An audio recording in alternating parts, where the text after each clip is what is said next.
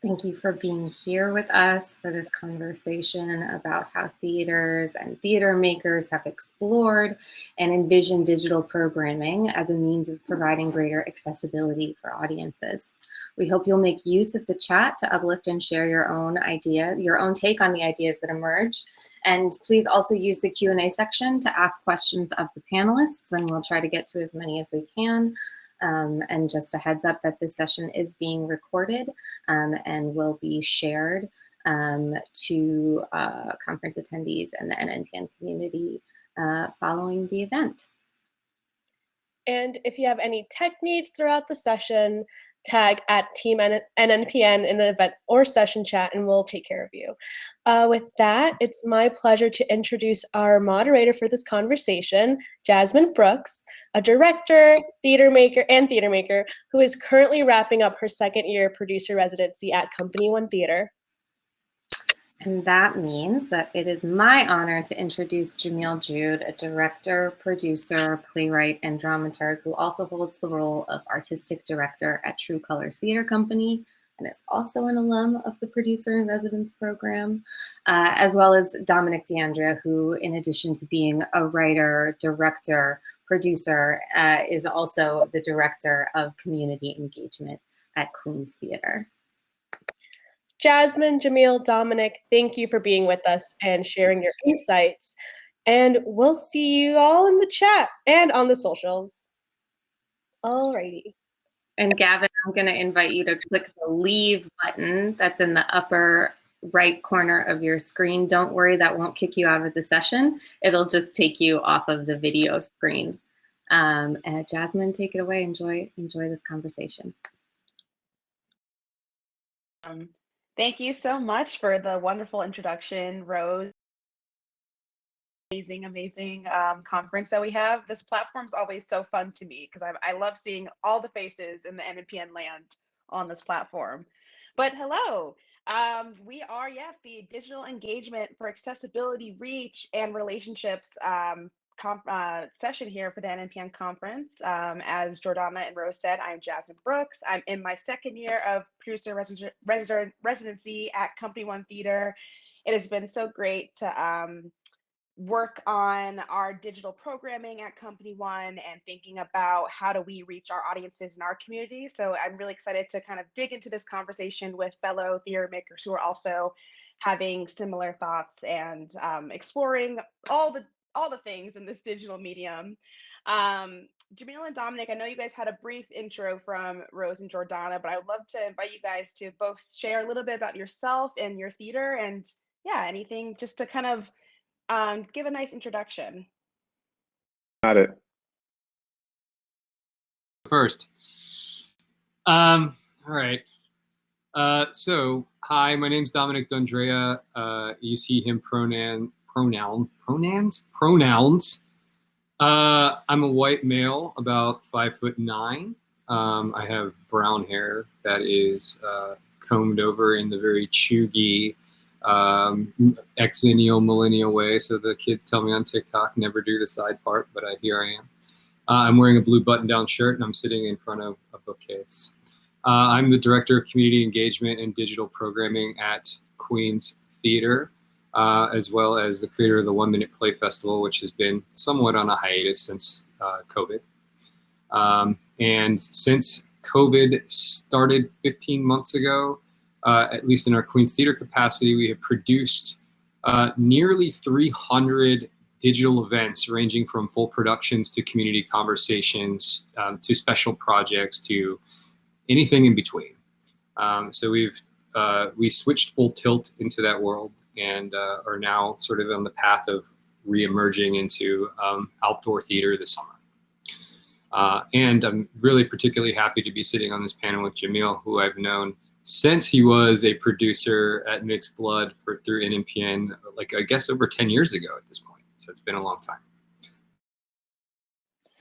Thanks, Dominic. Yeah, man, it has been quite some time. My name is Jamil Jude. I'm the artistic director at True Colors Theater Company in what is now colonially known as Atlanta, but I am zooming in from the lands of Muskogee Creek. I am a Black man with bald hair, glasses that on this frame look like they're too big for my face, but that'll be okay. I have a gray shirt that is dotted with blue dots. I am in front of a gray wall. Um, yeah, so at True Colors, we have done our digital engagement mostly through our community conversations. Actually, last night we just premiered our first real digital play and hosted a talk back afterwards. For us, we have been trying to find other ways, especially free ways, to engage with our audience over this digital platform, knowing that the majority of our audience was a little slow to become as familiar on the digital spaces, but we are, like Dominic mentioned, gearing up for a return to in-person theater experiences.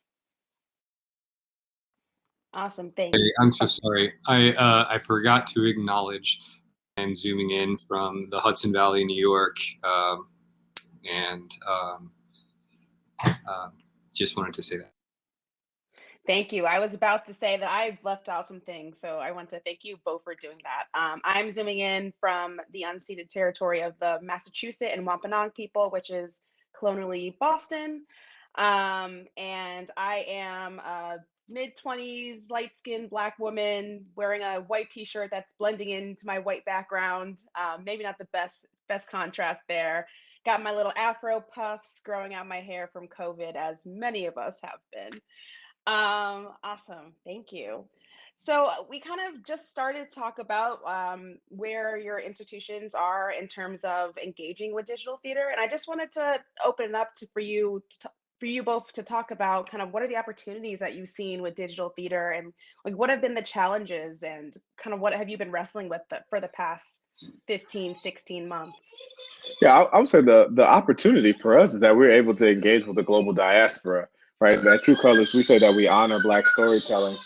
So what we're most excited by is that this allows us to be global participants in the whole Black theater African diaspora tradition, right? So the work that we do, we've seen that it has been viewed on the continent and viewed in places in Europe and Asia.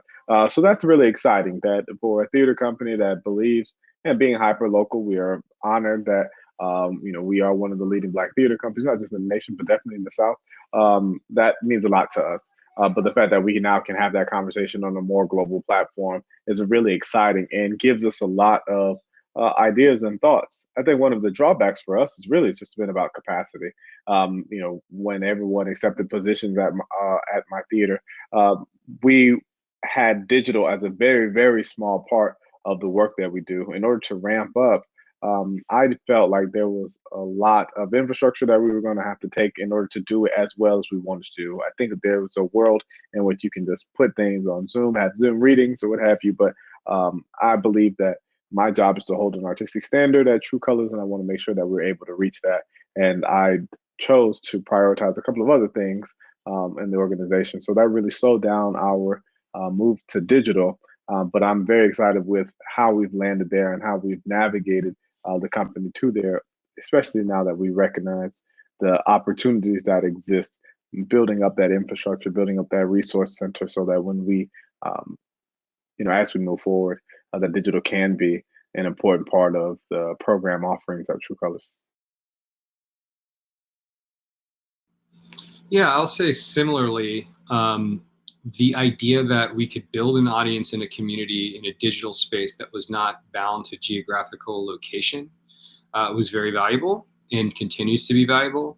From an accessibility lens, which is one of the sort of principal things that we are engaged with at Queen's Theater, is being a fully accessible theater for us to continue and grow our relationships with the disabled community, which is over 22% of the population, spanning all age, gender, culture, race, any kind of gap you can possibly imagine at any given time. So that's important. And from an artistic standard standpoint, it gave us an opportunity to grow. We did learn a lot about filmmaking and editing this year. We made a web series. We moved our play reading series to a recorded format, which sort of felt like it was bridging the gap between film theater and film. We also made a project that was based on interviews in our community for people in the time of COVID that we filmed in a very COVID aesthetic with socially distant actors on our stage, actors self-taping and a Zoom capture. And that project called I See You and You See Me, created with my collaborator Harris Duran, has been delivered to PBS and will start airing later this month. So the idea that us, a theater company who've never touched anything filmic before, figured out a unique way to kind of create a COVID aesthetic during this time was also really important to us. In addition to growing affinity spaces and having ongoing community conversations, sometimes multiple times a day, that opportunity to create spaces for people that felt safe, that felt abundant, and that felt led in an appropriate way by facilitators and engaged with by community members, that felt like no fear of interruption or any pressure to be anything that it wasn't, is something that I think we're going to be carrying forward. One of the lessons that we learned that we're not going to be able to walk back is how to use digital spaces effectively for community building. And I think most popular events have been our True Colors podcast, which is a weekly series that we do on Thursdays via Instagram, where we are sitting down and interviewing people both from our civic community and our artistic community. At True Colors, we say we thrive at the intersection of artistic excellence and civic engagement. And the podcast gives us a little bit more time to speak to people who are doing just that, who are trying to thrive at the intersection, who are making waves both in our artistic community, but also people who are civically minded, whether they're using their art as a means to push and advocate for social action, or if there are people who serve us in the Civic Center who understand the importance of art and want to try to find more ways to do the work that they do in a more artful way. So we are finding that, and I do think that's going to be a program that we see that moves forward. I don't know that I can keep up the stamina of doing it every week when I'm not doing it from my home, but I am excited by what type of opportunity we're able to bring in, especially the engagement that we're able to have. You know, we have people who have, I think we're now in episode number 59, who have been with us every episode, every weekly episode. And I think for so many people, just to know that True Colors may be having a conversation on this day, just a quick drop in, whether it's for 2 minutes or whether it's for the whole 40-minute session, has been really nice to see. That's really awesome. What was the name of the podcast again? It's super original. It's called the True Colors Podcast. Ah, I love it. It's easy to find though, so that's good. We'll definitely have to all tune into that. We already have been starting to talk about this, but what I think is so unique about kind of the work the three of us are doing is really like specific work to the communities that we serve. Like at Company One, I've been developing our Better Future series where we've been partnering with different organizations and our policymakers, our city councilors to like have different conversations in different neighborhoods and how art can be a part of these, and theater can be a part of these conversations that are happening specifically in the areas that we're at. And listening to you both, it's really inspiring to hear how you identify the communities that you serve that are surrounding you and how you can develop programming that is really specific to those different communities. So I would love for you to speak about Jamila, you've already started talking about being in the South and being in Atlanta in a majority Black city, and Dominic being around a Mandarin speaking community and a Spanish speaking community. Kind of how did you all think about that audience and develop programming in this medium? Like, what was the process like for both of you?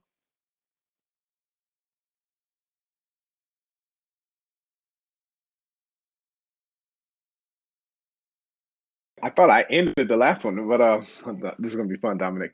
You know, how did we develop programming that spoke specifically? One, I think it is in our mission, right? Our mission is to celebrate the rich tradition of Black storytelling. That at least that's the first part of it.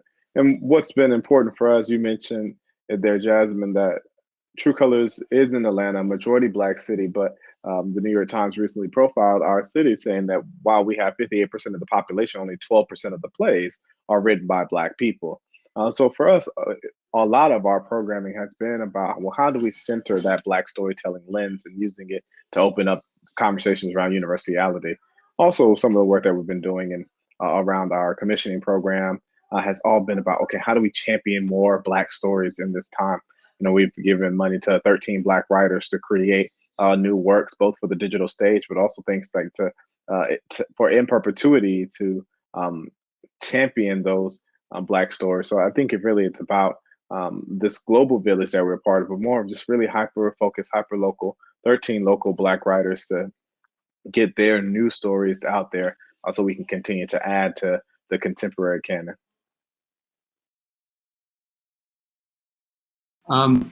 As I'm sitting here, my computer is starting to sound like a vacuum cleaner. So I think if for some reason I black out or something like that, It's after 300 live events. Your computer's tired.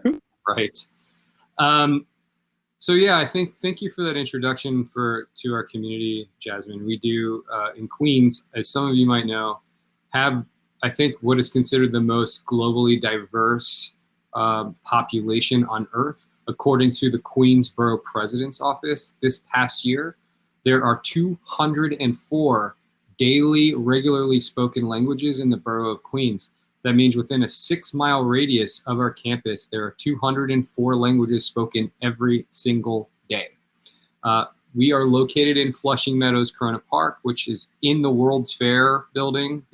Some of you might know it as the Men in Black spaceship building, or depending on your generation, or Tony Stark's lair in the Iron Man movies. And we are by the Unisphere. It's Met Stadium, Arthur Ashe Stadium, Queens Museum, and Queens Theater, all in this plaza. On one side of us is Flushing, Queens, where there's about 1 million Mandarin-speaking mainland Chinese population. About 10% of that population is Taiwanese. And on the other side of the park in Forest Hills, there's a very large American-born Chinese population, which is very different than mainland Chinese. Behind us in Corona, New York, there are about 1 million Spanish-speaking folks from 14 different countries living in very close proximity.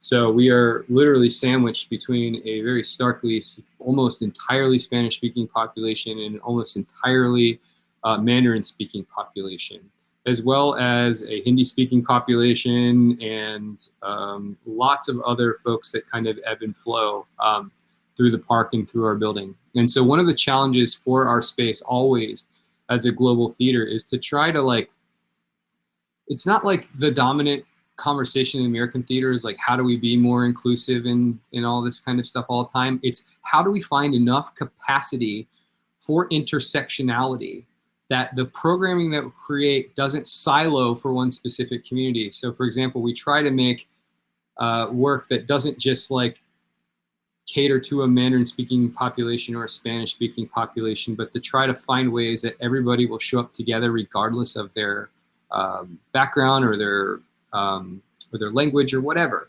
And so sometimes that looks like us producing a Lunar New Year celebration pre-COVID with 150 Chinese seniors, and our whole audience turns out to be Latino people, which was really cool to see.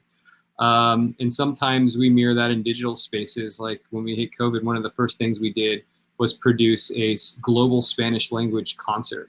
The big lesson we learned there is that music absolutely sucks on Zoom because of the way the microphones work. So you can either hear the music or you can hear the voice, but you can rarely hear both. But it was a lesson in seeing how, what got our community excited. Fast forward to today, we do have an entire stage this summer. We have 2 that are being built for us. One of them in Corona Plaza is going to be a full summer into the fall of events, almost entirely Spanish-speaking programming, Spanish language programming, curated by members of our staff who are Guatemalan and Puerto Rican respectively. So they'll be doing a lot of work in that space. On the other side of it, we've had a lot of violence in New York, especially in the AAPI community, as many of you have seen in the news and the media. We've had an ongoing affinity space for AAPI folks called a Healing Circle. It's led by Christine Toy Johnson, who's on the Dramatists Guild Council, and Sheila G, who's one of our staff members at Queens Theater. And that space is for all AAPI identified folks. regardless of geographical location. It is free. Allies are not invited to that space. And it is in English, but also has Mandarin translation available, as well as captioning, which is cool. And also affinity spaces for Black women, trans, and non-binary folks that we ran over the year, facilitated by Ann James from Intimacy Directors of Color, as well as writers groups that are multilingual. People can just bring pages without any pressure to show up or show up regularly.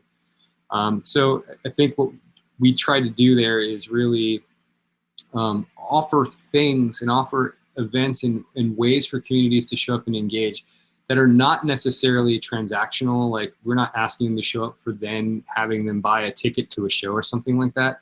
We're just simply holding space in a digital platform for people to show up and do something or speak about something or share resources or a topic that's really important to them on their terms. And there's no even pressure for the facilitators or the participants to share with us what they're doing in those spaces. Like, they don't have to report anything to us or to me at all, except that there's a problem or a technical issue or something like that. So we keep that very intentionally private. So we both try to find opportunities for intersectionality and opportunities for specific populations of circumstance or interest to do deep dives on their own terms. That's really great. I love hearing both of you be like so specific to your communities and speaking with such care and generosity. I think that to me feels like really hitting at the thesis of transcending the transactional, of like, how can we really like care about our communities and not care about like how what good comes for us. It's really about the relationship. So I just wanted to say that. Wanted to just lift that up. That was really awesome. And also want to remind people that are watching that we have the Q&A tab. If you have any questions for us as we're going along, please feel free to drop them there, and I'll be taking a look at that tab. So I'll be able to grab those from you guys.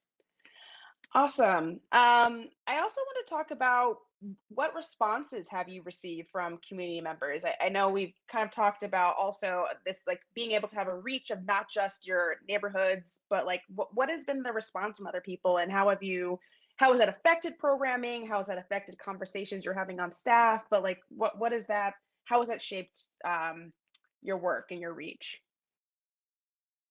One of the that we had recently that seems to have a lot of community response, that we held a conversation entitled "The Sacred versus Secular," where oftentimes, especially in Black culture, where it feels like there has to be like a rigid wall that's split up between our faith-based communities and our communities that are quote unquote of the world. And oftentimes, especially Black artists here in the South, like oscillate on both sides of that, right? Like so many of our performers grew up in church singing, and then also have careers, and R&B singers have made that switch. But oftentimes it feels like the things that we are learning in today's society around inclusion and the way in which we speak up differently about the different members in our community, there's a world of thinking that says that it is against some of the doctrine that is so prominent in the Bible Belt, and how that often marginalizes our communities. And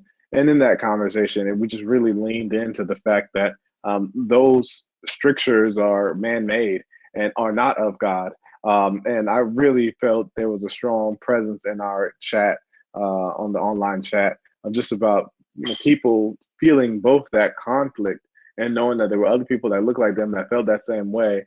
And I think people found in this online community a safe space in which to say, yes, both my spirituality and how I identify or present in the world are not disconnected, and actually help me transcend this feeling in this mundane lifestyle. So that's just the most recent example. There have been several others, but I was particularly touched and moved by that one, just on how our panelists navigated that in the conversation that was happening in the chat.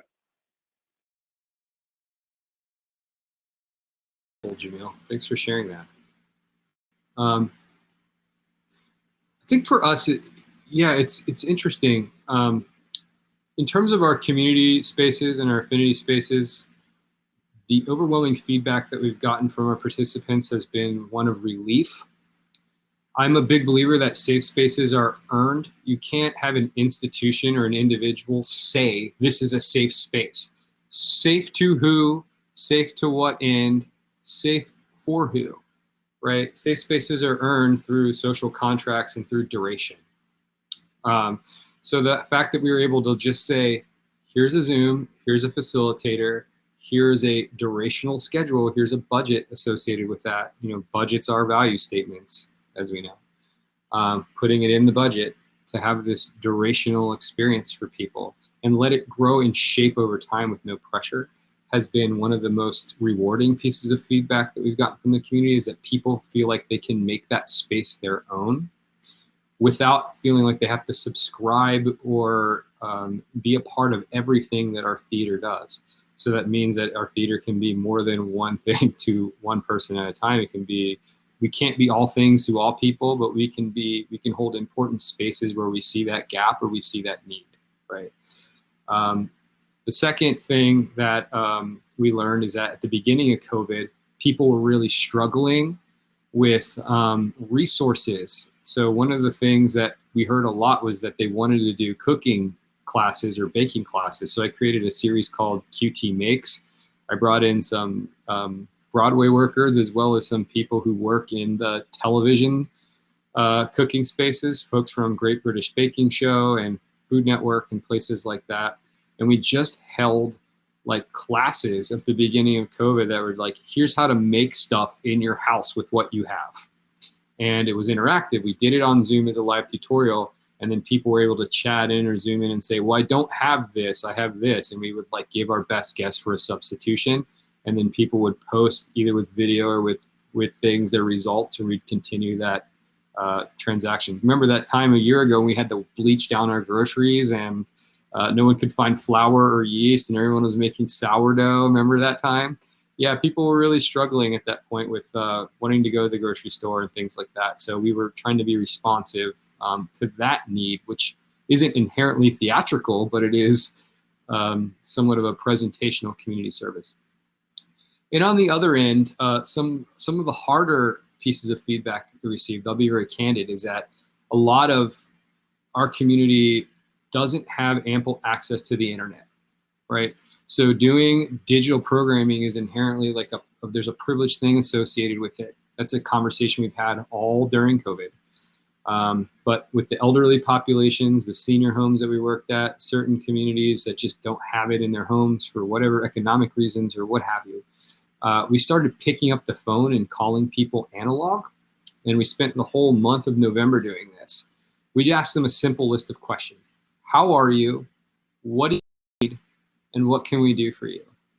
And then I think we asked the question, like, are there have you learned anything during this time of COVID, or is there a piece of wisdom or knowledge that you want to share with us for the community? And we didn't like do any like banking with it. We just kind of wrote down the important stuff that people said. And then we had continual staff meetings where we just shared what was earned or what was said in those spaces, and then tried to be responsive that way. So it wasn't necessarily a demographic survey. It wasn't necessarily a survey monkey gathering. It was just people talking and conversation. And we did that for hours and hours and days on end. But I think that made a difference when we heard that people were getting frustrated that everything was digital. And then we had one filmic piece of work that we made that one of our community members just had a problem with, right? That she just felt like there was something inherently misogynistic about the presentation of a female character in that one of our artists had created. And even though it was created with in good faith and good spirit, this particular community member was really upset at the representation. And the thing was already in the can, it was wrapped, it was done. And after hearing that feedback, even though it was like a not predominant opinion about the piece, that we heard that it was doing harm or that was causing duress to one of our community members, we actually like reactivated budget to go back and like change that product so it wouldn't cause harm anymore. And it was a big process, and it was an annoying process. It took rehiring artists, and it took rehiring the director and things like that, and re-editing and recolor correcting and all the things that we do, and we make film projects. But we did it, and I think we did it satisfactorily. She probably didn't get everything that she wanted out of that, but we heard and responded to that with action. And that was a lesson too, is that digital programming, unlike live theater, can leave a footprint in the way film can. So it's a more accessible archive, and if you do something that causes harm or pain, it can be continually triggering. So being very careful and having an action plan about how you respond to your digital footprint is really a lesson that we learned that was very valuable and very hard. It took a lot of self-appraisal to see, like, could I have done something better? Could others have done something different or better? And it was certainly a lesson that felt like it was part of this time specifically. That's really great. I feel like something I keep coming back in this conversation is I feel like we've all been very like adaptable in this time and kind of taking what's coming at us and shaping our programming around that, which I think is something that I think is a good segue into a question that Meredith has in the Q&A, talking about how we're serving our local communities and stories, and how Zoom can serve our diasporas without and just thinking about how our definition of community has changed and what is worthwhile to take with us into the next chapter, and how we're connecting with our neighbors. And I feel like also like what can we let go? I think I'm going to also add to that as well. And this is not intended to demean anyone, but I am okay if we never do a Zoom reading of a play ever again. Just like the boxes, right? I just think that there's more artistic and there's more creativity that can be found there. This feels nice because it is an engaged conversation, but it is so hard for actors to read from a script, also look at everyone else and engage, and it just feels like it's taking away some of the things that we have come to appreciate about the live theater, and that we can lean into the fact that it is digital, and like what's available with screen positioning. Can we create new eye line and sight line if we record it, edit it, like some of the work that Dominic and Queen's Theater has done? That's just more engaging of a platform. It feels like we are half leaning into this visual space where perspective is forced, unlike when we are in the theater where we use light, sound, and other ways to manipulate perspective.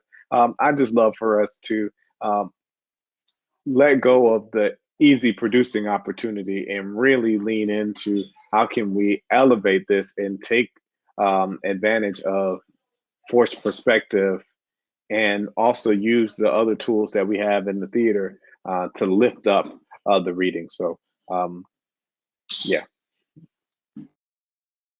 That sentiment about Zoom, like, I am completely zoomed out, and I think we learned early, especially as a director, it's so painful as a playwright or as a director to hear words not bounce, or actors having to account for that gap, and it just doesn't feel organic in the same way as being in a room. That being said, the opportunity for editing and like stretching in those ways has been very valuable.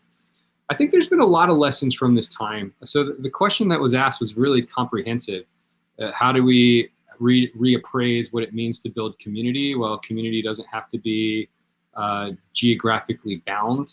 One of the things we learned or meditated on or engaged with a lot was the idea of like, how do we do something hyper-local in a Zoom space?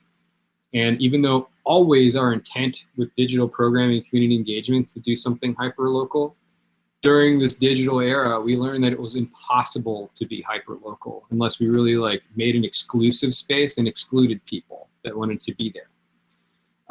So I think that it has to be a yes and when you're doing digital work. It's really damaging to exclude folks who want to be in spaces if they're not hyper-local. And I mean, maybe others have thoughts on this, but we haven't found a good way. Our answer was always living in the world of yes and putting folks who wanted to be in those spaces, because it was far more important for us to have that buy-in from the community at large. And we felt like it would be damaging even if the people who wanted to be there weren't local. What we learned about digital work is that there's a lot of things that we might not be able to walk back. Staff meetings on Zoom, community conversations on Zoom, potentially starting a rehearsal process on Zoom before moving people into the theater is something we've been talking about a lot. Production meetings.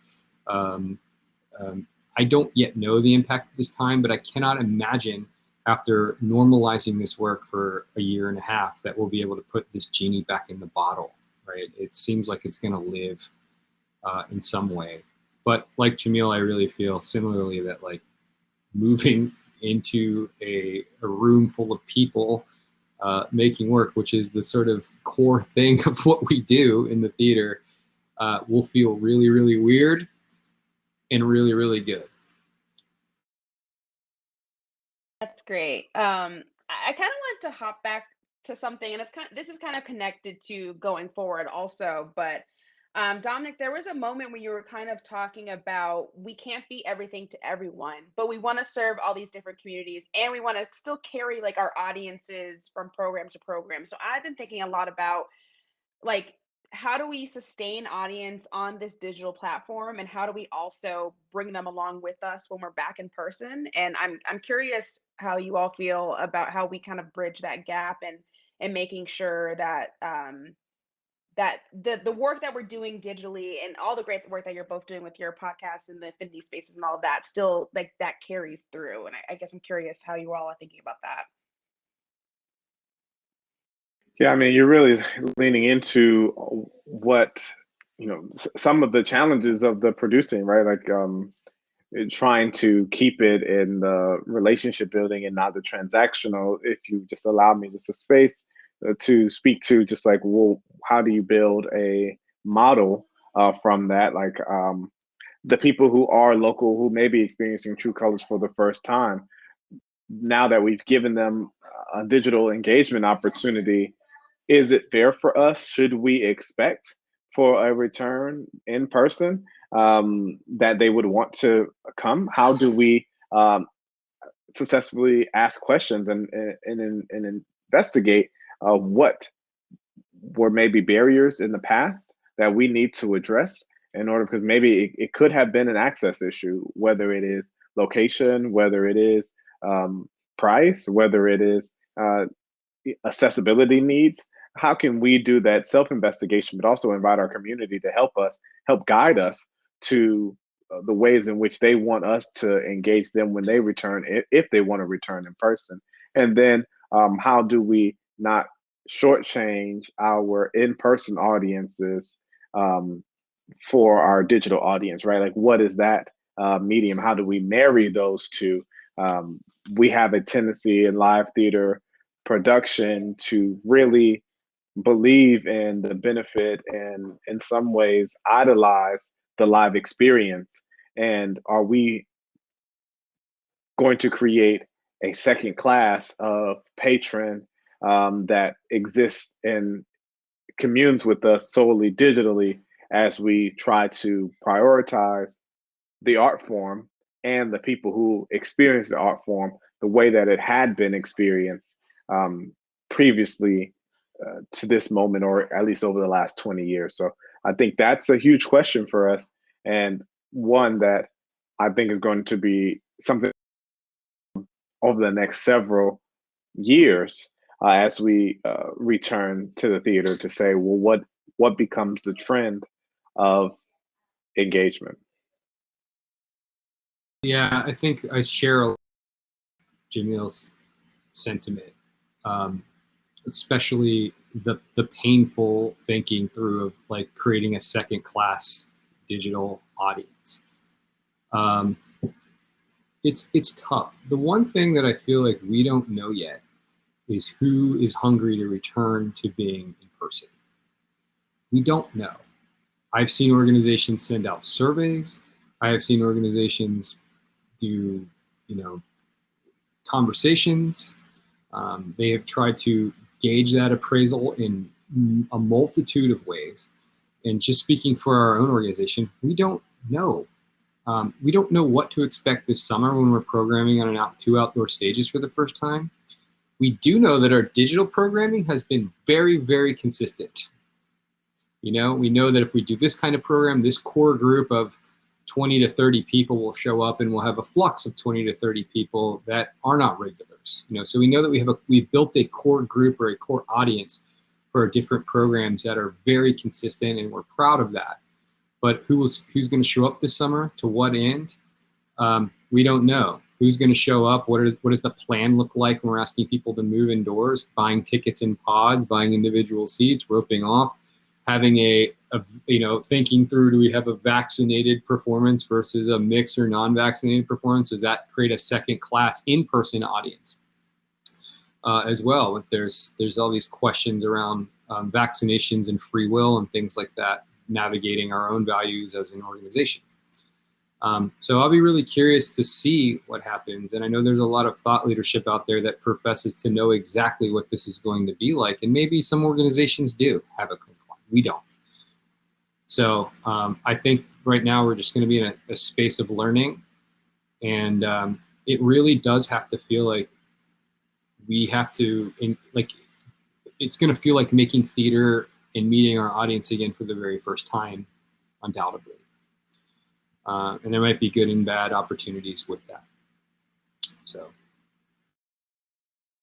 maybe not a clean answer, but it's a rough draft thought, but that's where we are. No, I love that we're kind of in this questioning moment, and I agree. It's going to be growing pains, try to figure out how do we get back to producing live. But I think it's also so awesome that we now have this opportunity to have multiple communities. I know at C1 we have consistent virtual open rights with playwright Kirsten Greenwich, and she does these meetings once a month, and that has found its own community. And sometimes that community doesn't even carry over to our other digital like communities.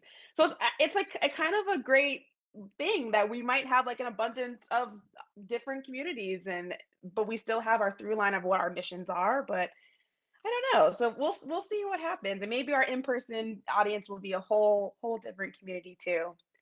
I know we have 2 more minutes, so I guess I just wanted to open it up if you have any kind of last thoughts on this topic that the two of you are thinking about, or any more questions that you have that you're wrestling with at the moment. I can just share quickly. I think that one of the things I've been meditating a lot on is the absence of our traditional thought leaders and leaders during this period of COVID, where we had traditionally looked for large institutions or certain folks to answer or guide us. It was really a lesson in looking at the artists who are innovative. And I felt like this was a period where we were entering a space that was really predominantly artist-led in a really robust and interesting way. I thought that was valuable, and I think there's some lessons for institutions to learn about what it means to be an artist-led organization, not just lip speak, but what does it look like to invite an artist into your home and treat them like they're leading the project authentically. I learned a lot from artists who are not connected to institutions in digital spaces, and I look forward to continuing that learning as we re-engage with our traditional practice. I think the question that probably lays heaviest on my head is how do we honor the digital audience? The piece that I was just talking about, as we move back into the space and we find the professional shots and we find a way to edit live performance to make it visually engaging for a digital audience. How do we make sure that we aren't cutting off one audience to serve another? How do we continue to mature in that way? Because we really are entering into a new space. I know so many people have been advocating for more of this type of push, but honestly, because of the relationships that we have with several of the service unions in our field, it has been slow. But now with this rapid pace, all of us are having to innovate. And that speed of innovation is going to move at the rate of just internal creativity that each organization is able to have, and that'll only last but for so long. It'll allow those that are quicker to adopt faster, but after a while we'll all see best practices. But yet and still, how will the ways of resource inequity start to affect that as well? Will organizations that are better resourced and the large lords, mostly are predominantly white, that have been able to invest in this type of capital and getting the perfect cameras and paying for the extra time and having both SAG and equity contracts and doing whatever it takes, how are those organizations going to benefit? And what does that mean, especially for organizations of color who have historically been undercapitalized and underfunded? My fear is that that you could run a risk of, like, will you be obsolete? That idea of obsolescence it's there. And what can we do as a field to ensure that each theater has an equitable path towards that type of digital integration in the way that they fulfill their mission and do their programming? A lot of that's going to be tied to how you integrate production, and then like the stuff that we're not doing, like all of our digital stuff is free. But a lot of organizations will have to inevitably explore how to make digital revenue streams from their live productions as a means of continuing the work. And I think that's going to be a question of, oh, that's great, you not see it in the chat. I think it's going to be a question of like, are we going to move to a model where we see the live production and then 3 months later we can all watch the production on a digital copy with a digital ticket or something? I'm seeing a lot of evidence of that now, that the big dogs are putting out their productions from 2 and 3 years ago on a digital subscription package. And it's really interesting to see that whole digital seasons are being released that are monetized. So I wonder what that's going to do to the future mentality of play selection and artist selection, and also kind of things tied to accountability, which is a much larger can of worms conversation. But yes, what I know, so many cans of worms. I wish we could keep going. I feel like you both have such like amazing perspectives, and I'm so excited to see what comes from your digital programming, and I'm so excited to check out your podcast stuff. But thank you so much, Dominic and Jamil. Thank you, NNPN, for having me. I'll pass it over to Jordana as we wrap it up. This has been an unbelievable conversation. Thank you so much, Jamil. I know you have to run to your next gig at the top of the hour. Thank you for being with us. Thank you, Jasmine. Thank you, Dominic.